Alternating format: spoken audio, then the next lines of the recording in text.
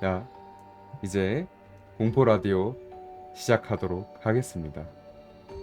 목소리가 좀 낮아질 수 있다는 점 참고해 주시면 감사하겠고요. 제가 지금 첫 번째로 읽어드릴 이야기는 실제로 있었던 일입니다.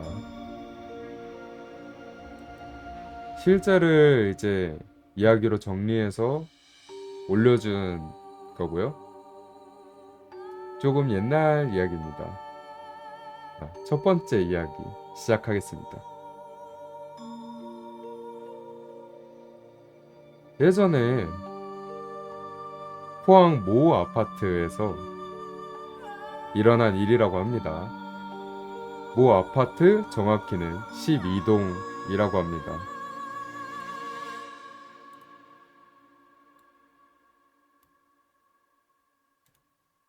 이 아파트는 1991년 경상북도 포항시에 위치한 어느 아파트 단지고요. 아파트 단지의 이름은 특정 지을 수 있기 때문에 모 아파트라고 하겠습니다. 사건은 이때 당시에 일어나게 됩니다. 해당 지역에 위치한 요 모 아파트는 사람들에게 여러 이야기들 그리고 소문들이 오르고 내렸다고 합니다. 해당 아파트는 그때 당시만 해도 분양 경쟁이 치열할 정도로 주거 입지 조건이 매우 우수한 곳으로 알려져 있었지만 그 이면에는 차마 입 밖에 내기 어려운 이야기들이 숨겨져 있었답니다. 일단 이 아파트는 시공 중에 발생한 수상한 사망 사고들이 엄청나게 많았다고 합니다. 아파트의 착공 단계부터 이상한 조짐을 보였다고 하는데요. 공사 중 인부들뿐만 아니라 인근에서 놀던 아이들까지 포함해 총 10명이 넘는 이들이 사망했다고 합니다. 단순한 산업재해라고 보기에는 이상한 점이 한두 가지가 아니었다고 하는데요.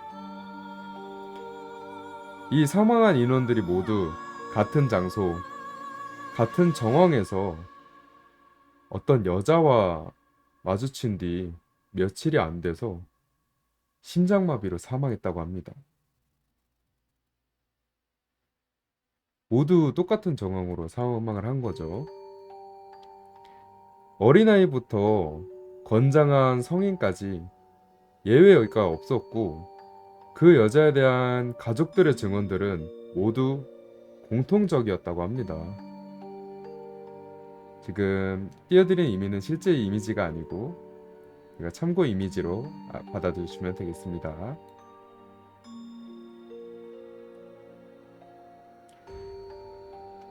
이 피해자의 가족들은 모두 이런 얘기를 들었다고 합니다. 그 피해자들이 하는 말들이 하얀 얼굴에 여자가 다가와서 이렇게 말했어요. 나는 1301호에 살아요. 만나서 반가워요. 라고 했다고 합니다.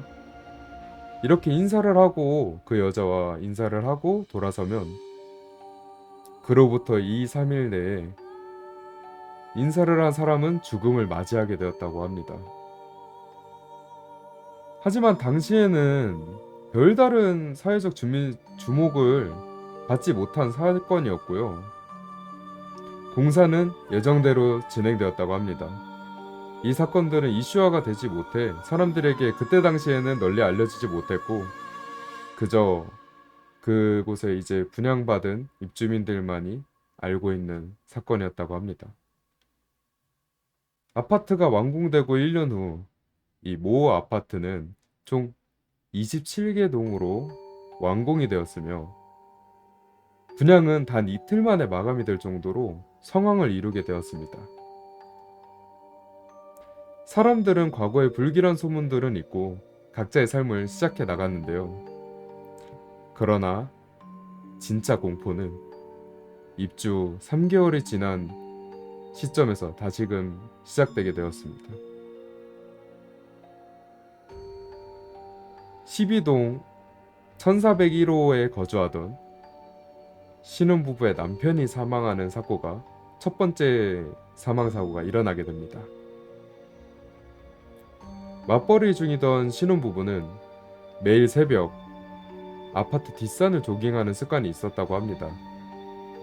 그날도 여느 때와 마찬가지로 함께 달리고 있었지만 남편은 갑자기 발걸음을 멈추고 허공을 바라보면서 무언가를 중얼거리기 시작했는데요.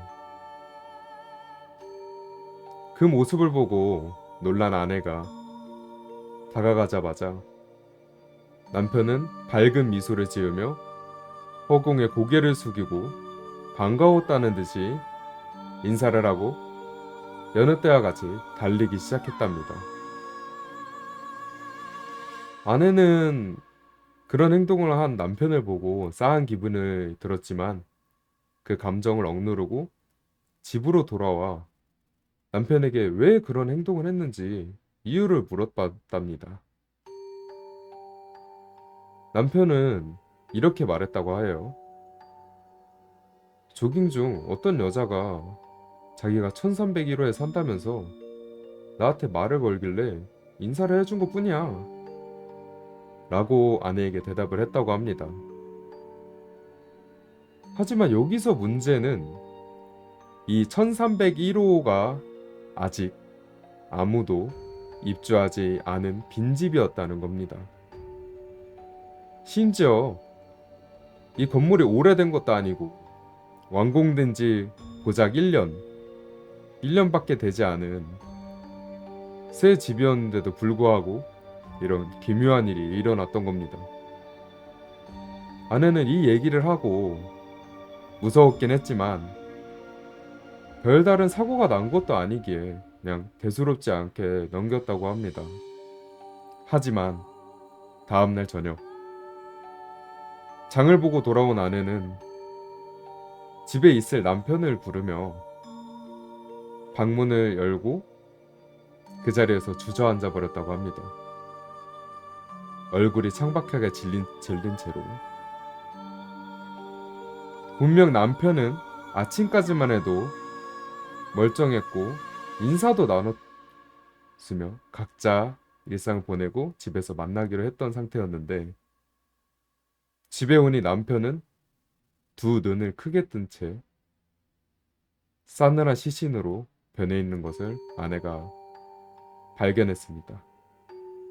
사인은 심장마비입니다. 그 전에 이 아파트가 지어지던 과정에서 일어났던 사인과 매우 똑같게 듣고 두 눈을 크게 뜬 채 사망해 있었다고 합니다.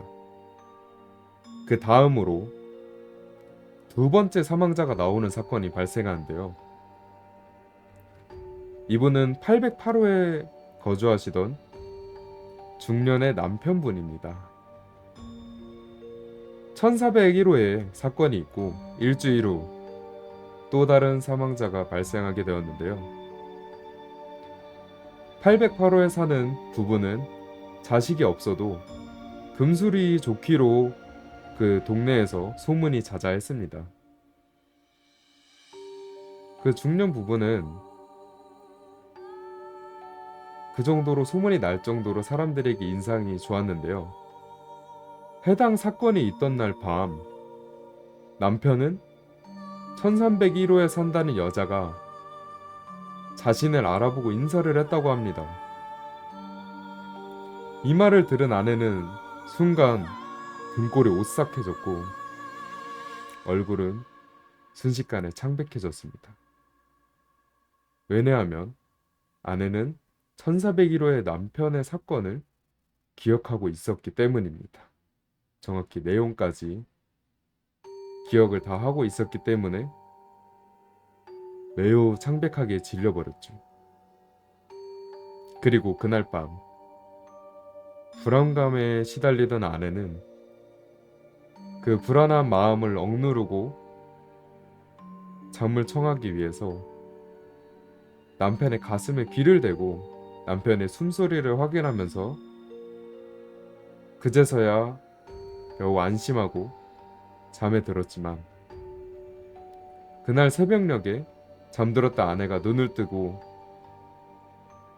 경악할 만한 장면을 목격하게 됩니다. 남편은 누운 자세 그대로 이미 숨을 거둔 상태였기 때문입니다. 그리고 그 남편 역시 1401호의 그 피해자 남성과 같이 두 눈을 부릅뜬 채 허공을 응시하고 있었다고 합니다. 사인은 똑같이 심장마비입니다. 그리고 그 이후에 일어난 세 번째 사망자가 발생하게 되는데요. 이 세 번째 사망자는 705호에 거주하는 학생 세입자입니다. 이 아파트 12동에 대한 소문은 금세 그 아파트와 주변에 소문이 퍼지게 되었고 사람들의 공포감은 점점 커져만 갔습니다. 그 시기에 705호에서는 자식을 잃은 노부부가 한 학생에게 방을 세를 주고 같이 살았는데요. 그 학생은 새벽까지 공부를 하거나 늦게 귀가하는 경우가 많았지만 노부부와는 가족처럼 잘 지냈기 때문에 그 학생을 가족처럼 본인들의 자식처럼 걱정해주고 챙겨주었다고 합니다. 그러던 어느 날 그날도 여느 때와 같이 밤에 귀가를 하던 학생은 겁에 질려 헐레벌떡 집에 들어왔다고 합니다. 학생은 떨리는 목소리로 노부부에게 이렇게 말을 했다고 해요. 1301호 여자를 봤어요. 라고 말했다고 합니다. 자신도 죽을 것 같다고 매우 불안해하며 노부부에게 울며 말을 하였고 그런 학생을 안심시키기 위해서 이 노부부분들은 오늘은 같이 잠을 자자고 말을 했다고 합니다. 그래서 그날 밤은 세 사람이 함께 한 방에서 잠을 청했습니다. 그리고 다음날 할머니는 또다시 아침에 학생의 사망한 모습을 목격했습니다. 이 학생 역시 두 눈을 뜬 채 숨을 거두고 말았습니다. 학생의 얼굴에는 그 전날에 봤던 공포에 질린 모습과 같이 매우 공포에 질린 모습 그대로 그 사망한 얼굴에 그대로 굳어 있었고 그 학생의 사인 또한 심장마비였습니다. 이런 사건들이 있고 아파트 주민들은 매우 불안해했으며 12동 사망 사건은 점차 외부로도 퍼지게 되어 집값은 폭락을 하게 되었습니다. 입주 당시에는 그때 당시 1억 2천만 원이었던 아파트의 집값은 8천만 원, 심지어 6천만 원에도 사람들이 매물로 내어놨지만 이미 소문은 너무 무성하게 퍼져버려 아파트에는 아무도 입주하려 하지 않았습니다. 주민들은 결국 법원에 탄원서를 제출했지만 이러한 현상들은 비과학적 주장이라며 그런 이유로 기각이 되었습니다. 하지만 결국 1995년 91년대에 완공됐던 이 아파트는 1995년 4년간의 주민들이 법적 투쟁을 한 끝에 이 모 아파트를 건설했던 시공사 측에서 12동 입주민분들에게 분양가 환불을 해주기로 결정이 됐고 문제의 12동은 공식적으로 폐쇄가 되었다고 합니다. 그 이후로 이 모 아파트 전체에서는 더 이상 사망 사건들은 발생하지 않았으며 오늘까지도 모 아파트를 찾으면 27개 동 중 유일하게 문이 닫힌 12동만이 철제 펜스 너머로 적막하게 서 있다고 합니다. 지금까지도 풀리지 않는 위문으로 남아있는 그곳에는 아직도 죽음이 머물러 있는 기분이 드는 것 같습니다. 자, 이 이야기는 여기까지고요. 이 이야기에서 위문점이 저는 3개가 있다고 판단을 했습니다. 위문점 그 첫 번째는 이 모든 남성들이 어떤 여성을 보고 사망하는 사건이 있었다고 했잖아요. 그녀는 정말 그 1301호에 살고 있었던 걸까요? 그리고 위문의 두 번째, 그 여자가 인사하는 행위로 인해서 왜 곧바로 죽음으로 이어지는 걸까요? 마치 저승사자가 사람들을 데려갈 때 이름을 3번 부르는 행위 같은 걸까요? 그리고 마지막 위문 3번째, 이 12동은 폐쇄되었다고 했는데 아직 그런 12동의 저주는 진짜 끝난 것이 맞을까요? 자, 여기까지가 제가 준비한 첫 번째 이야기였습니다. 그러면은 바로 이어서 두 번째 이야기로 가보도록 하겠습니다. 이번에 들려드릴 두 번째 이야기는 실제로 있던 일인지 아니면 누군가 만들어낸 이야기인지 그것에 대한 적혀있지는 않았습니다. 그걸 참고해서 들어주시면 될 것 같습니다. 이 이야기의 배경은 옛날 일본 어느 마을이라고 합니다. 옛날 어릴 적 동네 숲속 안쪽에 허름한 집에 우물이 하나 있었다고 합니다.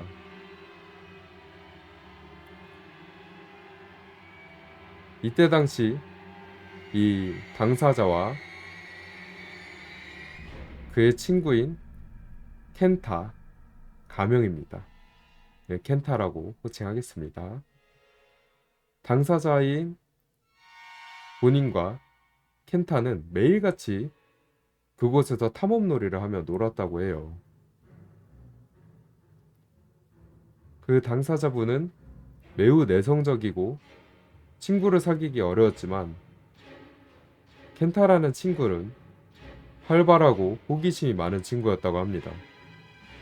그러던 어느 날 여느 때와 같이 탐험놀이를 하고 있었고 그러다 어떤 허름한 집의 뒤에서 본인 나이 또래와 비슷한 아이가 불쑥 튀어나왔다고 합니다. 그 아이는 이름을 밝히지 않았지만 같이 놀자고 말했고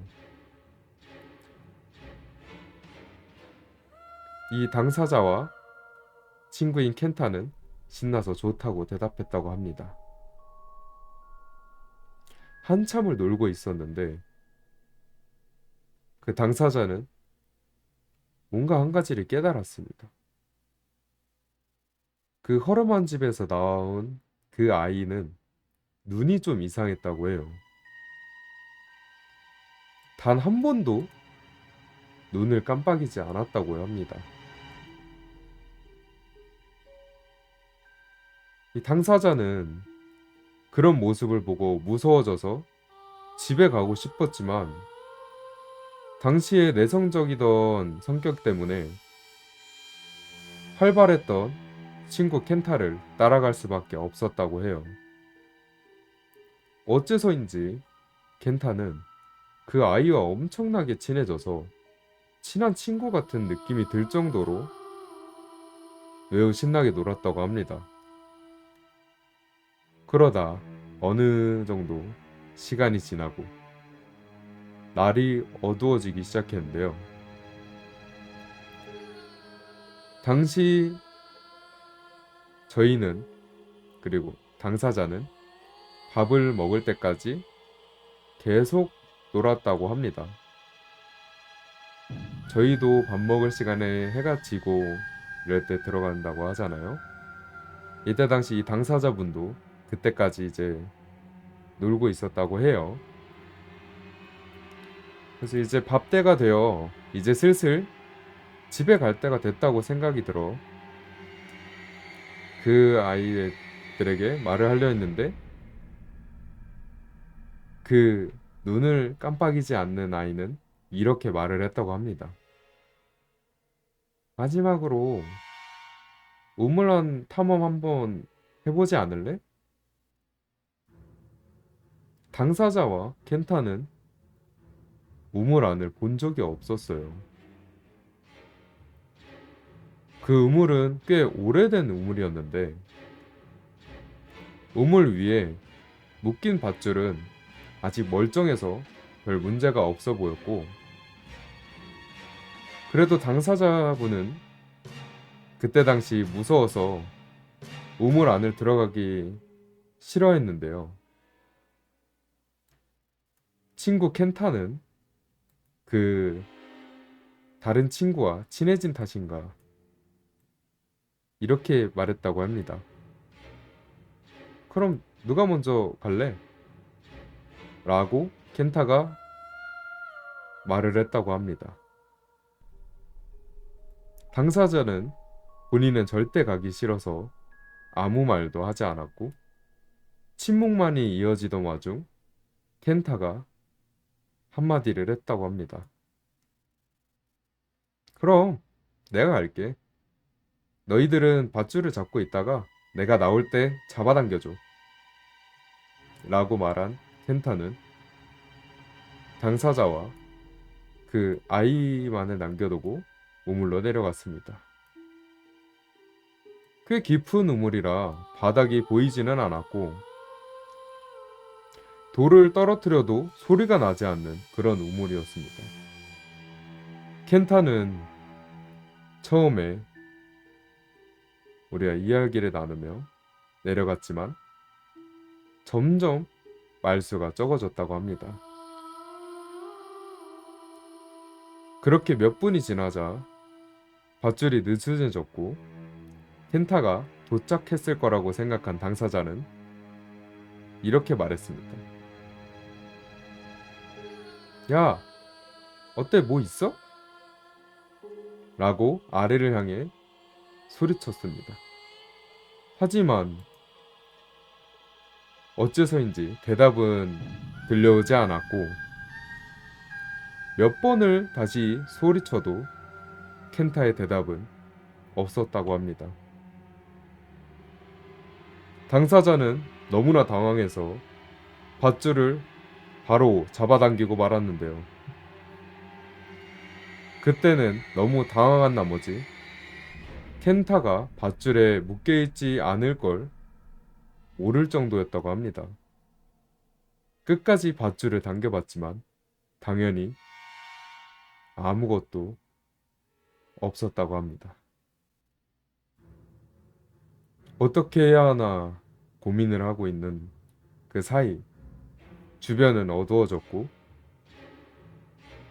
당사자는 그 아이와 함께 어른들을 부르려고 그 아이에게 말을 하기 위해 뒤를 돌아봤는데 어째선지 그 아이의 모습은 보이지 않았습니다. 그때 당시 당사자는 너무나 어린 마음에 이제는 뭐가 뭔지 모르겠다는 그런 심정으로 일단 집으로 뛰쳐갔다고 해요. 더 이상은 무서워서 견딜 수가 없었다고 합니다. 집에 도착한 당사자는 울면서 부모님에게 켄타가 없어졌다고 말했습니다. 그걸 들은 당사자의 어머니는 이렇게 말을 했다고 합니다. 켄타가 누구야? 너 항상 혼자 놀고 있었잖아. 당사자는 이렇게 말을 했답니다. 이거 무슨 말이에요? 모르겠어요. 일단 숲 너머에 있는 허름한 집에 우물로 가자 빨리. 어머니가 말합니다. 뭐? 숲 너머에 허름한 집이 어디 있어? 그리고 거긴 우물도 없어. 그러고 나서 대화는 끝이 나게 되는데요. 그 후의 일은 기억이 나지 않는다고 합니다. 부모님이 말씀해 주시길 갑자기 고열이 나는 상태로 달려와서 이미 상태가 이상한 걸 직감하셨지만 그렇게 말을 하고 그 열 때문에 저는 기절해버리고 말았다고 합니다.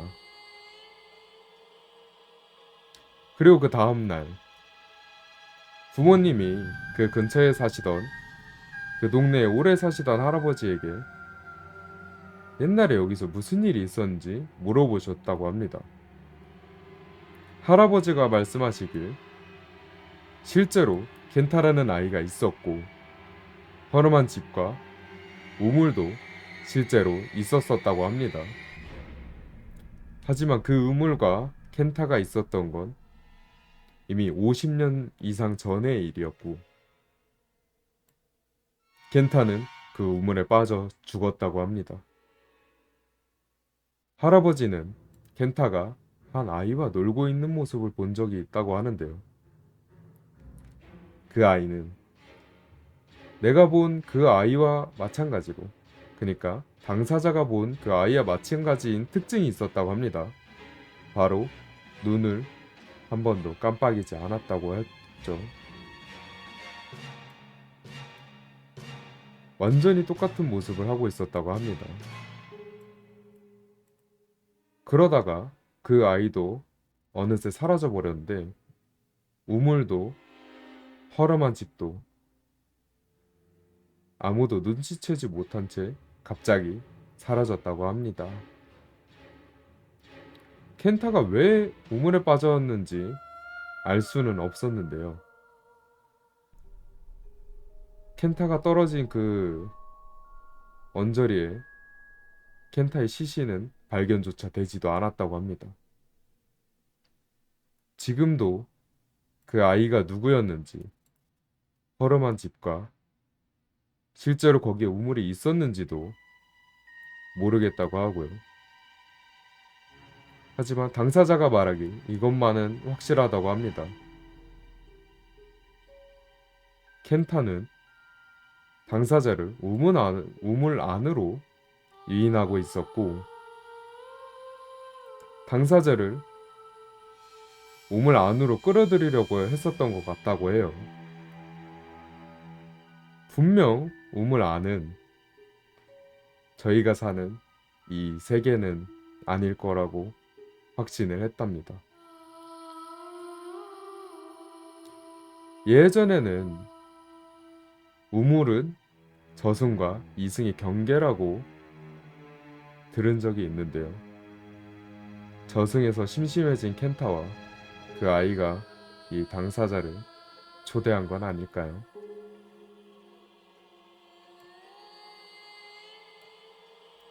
제가 준비한 두 번째 이야기는 여기까지입니다. 이 이야기에 나오는 이 당사자는 그래도 그 이후에 별다른 일은 없었다고 합니다. 아직도 그 어릴 때의 기억이 생생하게 남아있을 뿐. 세 번째 이야기는 이미지를 한번 틀어놓고 하겠습니다. 이 세 번째 이야기는 실화를 배경으로 만든 이야기라고 합니다. 내용 또한 매우 짧기 때문에 조금은 이 대사에 좀 이입을 해서 읽어보는 쪽으로 할게요.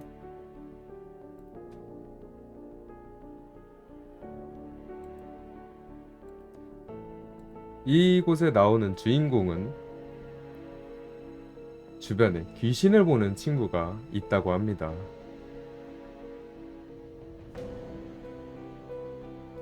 친구들끼리 신도라는 곳으로 놀러 갔다고 하는데요. 신도는 아마 일본 지명 같습니다. 그쪽으로 놀러 가 보면 길 옆에 수풀로 우거진 곳에 2층짜리 건물이 있었고, 그 건물은 2층까지 덩굴로 뒤덮인 폐주택이었다고 합니다. 지금 위에 보시는 요 사진과 같이 이런 모양새일 것 같을 것 같습니다. 죄송합니다. 그래서 이 이야기의 주인공은 밤에 귀신을 보러 가자고 그 귀신을 보는 친구에게 매우 졸랐다고 해요.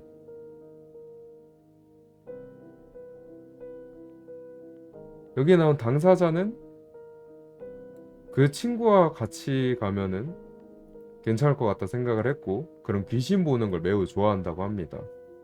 본인이 그렇게 본 적은 없지만 그래도 그런 거에 대해서 내성이 어느 정도 있다고 생각을 하고 가자고 쫄랐다고 해요. 하지만 같이 갔던 친구들 중 그 누구도 가기 싫다고 했다고 하고, 그 중에 이제 귀신을 보는 그 친구만이 이 당사자분을 걱정해서 같이 따라갔다고 합니다. 후레쉬를 따로 준비해오지 않은 터라 그저 달빛에만 의지하면서 폐가를 찾아갔다고 합니다. 너무 어두워져서 핸드폰 불빛으로 폐가 안을 들어갔는데, 그러다 어디선가 스걱 스걱 가는 톱질 소리가 들려왔다고 합니다. 그때 이 당사자의 발 밑에 나무 판때기 같은 걸 밟아서 빠각 하는 소리가 크게 났고, 톱질하는 소리도 갑자기 멈췄다고 합니다. 그 순간 귀신 보는 친구가 이 당사자분의 손을 잡고 미친 듯이 밖으로 뛰어나갔다고 합니다.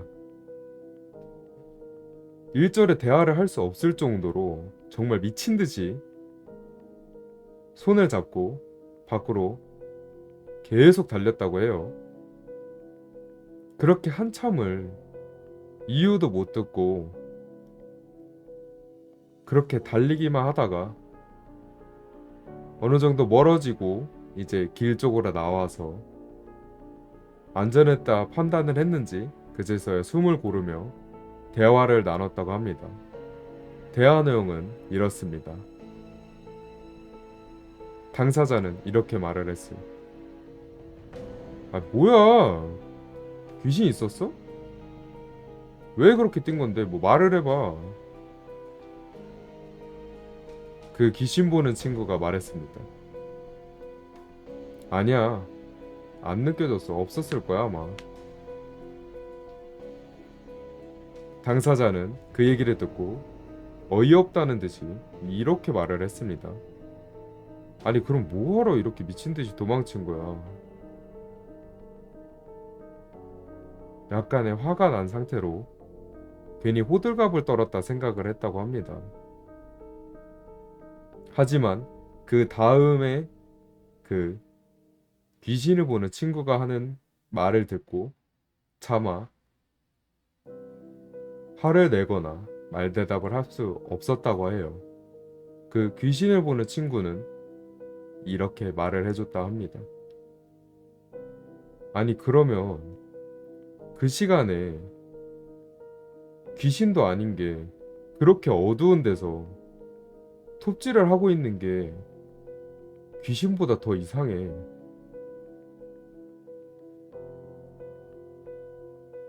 이 얘기를 들은 당사자는 얼어 있을 수밖에 없고, 또한 그 친구에게 감사하다고, 고맙다고 말을 했다고 해요.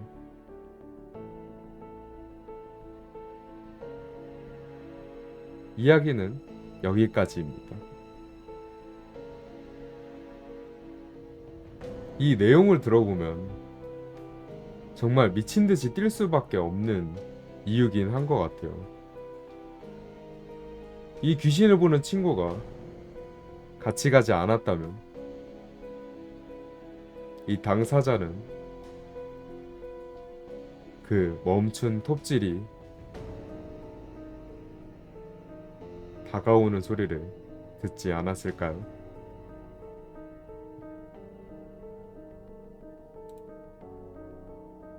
오늘 준비한 이야기는 이렇게 세 번째 이야기까지 해서 끝입니다.